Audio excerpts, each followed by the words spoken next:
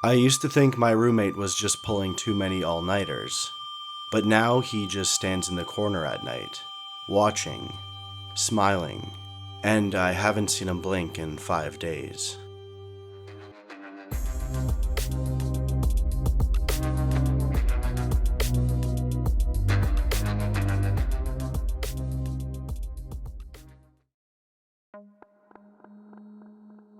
When I arrived at college and met my new roommate, he seemed relatively normal. Different from me, but normal. See, I'm here on a basketball scholarship. Nigel is an art student. We're not exactly two peas in a pod, but in the beginning we got along better than one may expect. Despite our contrasting backgrounds, we have a similar sense of humor, and that made rooming with him feel easy, I guess. Anyway, from week 1 I noticed Nigel didn't sleep a whole lot. It certainly wasn't because he was out partying, he just stayed up late. Most of the time, if I woke up in the middle of the night to get a drink or head down the hall to use the shared washrooms, he'd be awake, laying in his bed on his phone or using it as a flashlight to read a book. I asked him about it a few times jokingly, like, "How are you not tired all the time? Do you ever sleep?" He replied with, "Yeah, I have a sleep disorder. I have my entire life. I have medication for it, but it causes me to sleepwalk, so I rarely take it." Now, I'm not a light sleeper by any means, so originally none of this bothered me one bit. But things quickly became weirder, more unsettling, especially what I found him doing when he thought I was asleep. One night, probably around 2 a.m., I woke up. Not exactly sure why, maybe a bad dream. I turned from on my back to on my side toward Nigel's side of the room. I went from barely awake to wide awake with adrenaline coursing through my veins when I noticed Nigel laying on his side, blankets pulled up all the way around his head, staring directly at me. His eyes were completely open, like wide, eerily wide. I sat up expecting him to react, but he didn't. He just laid there, eyes practically bulging out of his head and not blinking, not moving at all. I sat there frozen for a few seconds. I even waved my hand slowly to see if his eyes would follow, but nothing. Dead still. After a few minutes, the shock kinda wore off as I thought about it. I mean, he does have a sleep disorder. He's probably just sleeping. I know some people sleep with their eyes open. Hell, I've even seen it before. It probably just seems like he's staring directly at me, but he's not. At least that's what I told myself. I quickly explained it away and didn't even bother asking him about it. That is until his behavior got, well, downright bone-chilling. About 2 weeks after the first incident, I woke up again. Not from a dream, but because I had to use the washroom. Groggy, I blinked into the darkness, expecting to hear Nigel snoring from across the room or see him reading his book with his phone light. But it was silent. I glanced over. His bed was empty, covers pulled back. He's in the bathroom, I thought. I reached over and flicked on the lamp beside my bed, and that's when I saw him. He wasn't in the bathroom. Nigel was standing at the foot of his own bed, crammed into the corner of the room, arms and body unnaturally stiff. His eyes were wide, way too wide, bloodshot and bulging like he hadn't blinked in hours. And he was smiling. Just a small, tight-lipped half smile, kinda like he'd just heard a joke no one else was in on. He didn't say anything. He didn't flinch. Didn't even acknowledge the light. He just stared. Not at me. Not exactly, but right at the spot where I had just been laying a second ago. I slid an inch to the side, slowly, trying not to breathe too loud. His eyes didn't move. They stayed locked on the exact empty space, dead center of my pillow. It was like his gaze was stuck, glued to where I had been. Like he couldn't see me unless I was there. I whispered his name. Nigel? But no answer. Not a twitch. He just stood there, still as a stone, eyes peeled open, face twitching with an unnatural smile. I watched for almost a full minute, and in that entire time, he didn't blink once. I had enough at this point. I was thoroughly creeped out. I stood up and snapped at him a bit louder. Then he finally blinked and came back to reality. He looked a bit confused, like he didn't know why he was standing up. "Oh shit, I must have been sleepwalking. Sorry man," he said. I forced a half laugh. No worries. I didn't want to let on, but I'll admit, I was fully creeped out by this point. Even though he told me it was just sleepwalking, it was too damn creepy. The sight of him standing there, wide, bloodshot eyes just staring at me, and that smile, God, it sent a chill down my spine. I tried to put it out of my mind, to reason it all away. I mean, I kind of felt bad for him. After all, it was out of his control. But the next thing that happened was the straw that broke the camel's back.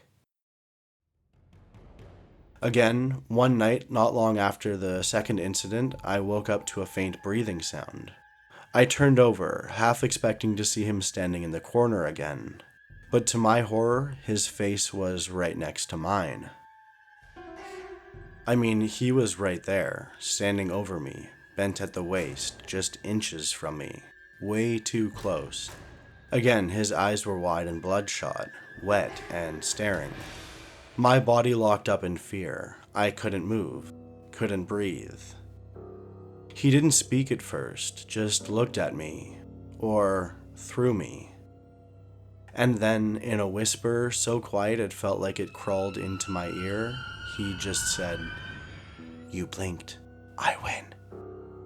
His lips stretched into that eerie grin that looked too wide for his face, and in a split second, I swear his pupils dilated to 3 times the size they should be. Like I was, I don't know, prey. I screamed, "Dude, what the hell are you doing?" I shot out of bed and leapt to my feet. Again, same thing as the last time. He kinda groggily came to, looking confused. I'm sorry," he started to say, but I cut him off. "Bro, you were right in my face while I was sleeping, staring at me, like inches from me." I was angry, and my tone of voice clearly reflected that. Immediately after yelling, I kinda dialed it back. He dropped his head and I could tell how embarrassed he was. Again, I felt bad for him, but I could not keep waking up to stuff like that. I'd go insane. The next day, I did my best to act like everything was normal. Nigel apologized over and over that morning, clearly still embarrassed. I told him it was fine, that it was no big deal. I even forced a smile. But as soon as my last class ended, I headed straight to the student housing office. Normally, switching dorms halfway through the semester would be impossible, but I had a lucky break. A friend from my psych class worked there. We'd gotten close over the last few months, and I was hoping they'd be willing to pull a few strings. I did my best to explain the situation to him, and to my surprise, he didn't even ask that many questions. He just kinda let out a small laugh and said, "Yeah bro, I got you. A dorm just opened up. It's in the same building that you're in now, but at least you won't be in the same room as the Night Stalker," he said jokingly. I thanked him sincerely, grabbed the new key, and headed back to the dorm to collect my things. When I walked in, Nigel was at his desk, staring into his laptop screen. I lied. "So, funny thing, Adam from the housing office, he just told me there's an open dorm. I guess they want someone in it just in case of fires or something." I know, I'm not a good liar, but at this point I was almost home free. I didn't need to sell it, just needed to get my stuff and get out of there. Honestly, Nigel didn't really question it. In fact, he was pretty chill, even understanding. I couldn't help but get the impression that part of him knew why I was changing rooms, that he understood on some level and wasn't surprised. I felt bad, guilty, but it had just become too much. I couldn't keep wondering when I'd wake up next to him doing something creepy. I thought I had won, thought the problem was solved, that I was in the clear, but that simply wasn't the case. That night, as usual, I woke up to use the washroom. In case it's not obvious, the washrooms in the building are shared among everyone on that floor. For the first time in months, I wasn't freaked out about waking up in the middle of the night. It felt good, like I was free. Anyway, it's important to mention that the lights in the washrooms are automatic, and they're delayed. So basically, when you walk in, you can pretty much get to the stall or the urinal before they click on. And that's what happened this night. Once I finished, I walked over to the sink and started to wash my hands. I was still groggy and not fully alert, but as soon as I finished drying my hands, I looked up into the mirror and my heart sank. There he was, in the far corner of the washroom, Nigel, just standing there. Same wide, bloodshot eyes, dead stare. Thin, eerie grin plastered across his face with almost a look of amusement. My heart pounded, and I think I let out a "screw this" as I ran out of the washroom and back to my dorm. I slammed the door, making sure to lock it behind me. I sat on the bed, all the lights on, making sure there was zero chance Nigel could appear from some dark corner in the room.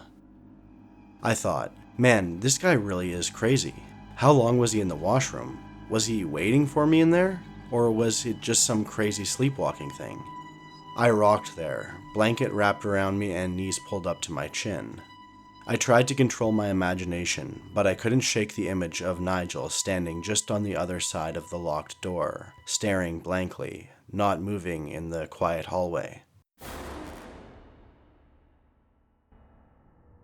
But before I had the chance to scare myself further, I heard it.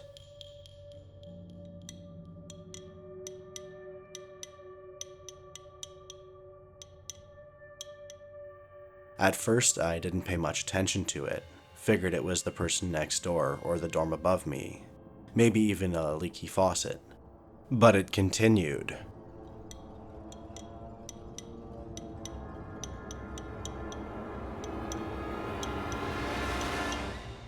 By the 20th tap, I couldn't ignore it. There was no way that noise was there before. I would have noticed it. I listened closely and turned my head just to the right where the sound was most clear. There was the window, and the curtain. My heart skipped a beat as the most intense wave of dread washed over me. Please don't let it be. There's no way. I slowly pulled back the curtain as the darkness from outside filled the frame. Then, just as I almost had the curtains all the way back toward my body, Nigel came into view. His eyes already locked on mine, as if they had been looking directly through the curtain. He stayed as still as a statue, bulging eyes and thin smile unwavering. His dilated pupils matched the black night from behind him. I couldn't speak, couldn't yell. I was petrified. But just as I thought it couldn't get any worse, I noticed a small yellow sticky note he was pressing against the window with his index finger. I gulped hard, peeled my eyes off of his, and read the words he'd written in pencil. Surprise, I'm not asleep.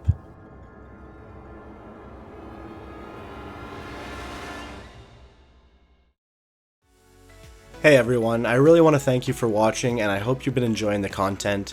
If you are, please consider liking this video and subscribing to the channel. It really means a lot to me. Alright, thanks again for watching, and we'll see you next time. Cheers.